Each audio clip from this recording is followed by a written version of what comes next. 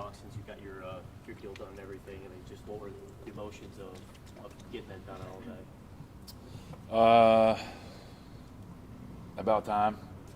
That's probably how I felt. But it was a great feeling. Right before the season ended, to kind of figure out that deal situation and get a little bit financial security and kind of get the feeling that I'm wanted here.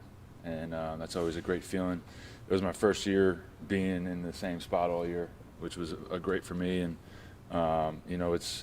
it's the progression that I want to keep taking, continuing to build on who I am as a player and contractually and all that kind of stuff. So just continue to head in the right direction. Pelicans were banged up at the beginning of the season. You really stepped in ahead of time and helped a lot. Do you think you kind of showcased, especially early in the season, of like the value you can bring to the team and all that? Yeah, no doubt. In a league that kind of looks after shooting and values it, I showed that I could shoot with the best of them. That's the confidence I have in myself and the belief I have. So, I showed that in the beginning of the year before I got a couple of injuries, which was unfortunate. But, I was out there. I think I was leading the league in shooting. So I plan on getting a lot better this summer at deficiencies, just like every player, and coming back strong next year.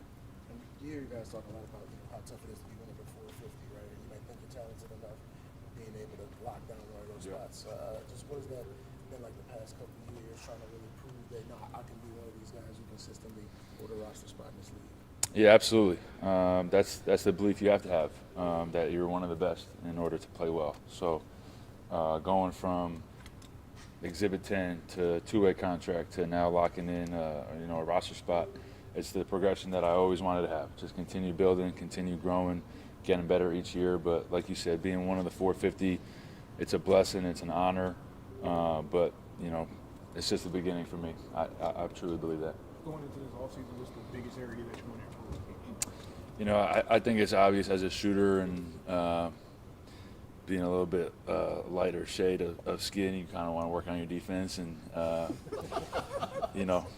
taking care of that side of the ball. I think when you come back from injury like I did and, there being a little uncertainty, if I could just go out there and be in rhythm and compete on defense, make shots, continuing to just have an all-around game, improving all my weaknesses, whether it's dribbling, whether it's in the weight room, conditioning-wise, defensively. It's going to be a huge summer for me in a lot of aspects. Matt, from a team perspective, how will you reflect on the season? Right, on the one hand, you guys won 49 games. Yeah. On the other, it was a disappointing finish. I mean, you never want to get swept. That's never fun, especially, the way we did. I don't think we put our best foot forward in this series. But, when you look at the season as a whole, winning 49 games, always being in playoff contention in a stacked Western Conference, having multiple guys in and out of the rotation due to injuries. It's the NBA. It's a roller coaster. Every team goes through their own, trials and tribulations. Winning 49 games after going through the injuries that we had this year, it's a true testament to, the roster that we had, the roster that the front office put together, the trust that everybody had in each other, from the coaches to the players. So, from the outside looking in, when I wasn't here the past couple of years, New Orleans was a team that I saw that was on the rise, and now it's a blessing to be a part of it and take things to the next level.